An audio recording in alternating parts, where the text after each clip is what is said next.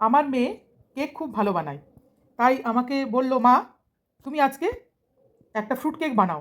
তাই মেয়েরই আবদারে একটা vanilla fruit cake আমি আপনাদের বানিয়ে দেখাবো। মিক্সড ফ্রুট কেক বানানোর জন্য উপকরণগুলো দেখে নিন।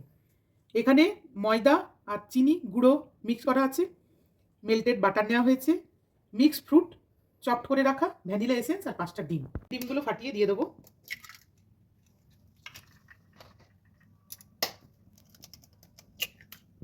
বাটার ওর সঙ্গে দিয়ে দেবো।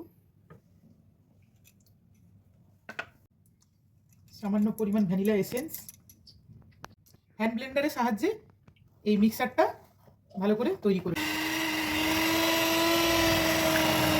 ড্রাই ফ্রুটসগুলো কেক মিক্সের মধ্যে মিক্সড করে নেব।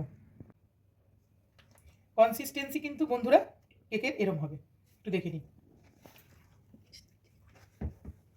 কেক মোল্ডের মধ্যে রেডি করে নিয়েছি, এরপর বেক হওয়ার জন্য বসিয়ে দেবো। তার জন্য মাইক্রো ওভেনে ঢুকিয়ে দিলাম। আগে প্রিহিট করে রেখেছিলাম, তারপরে নর্মাল টেম্পারেচারে দেবো।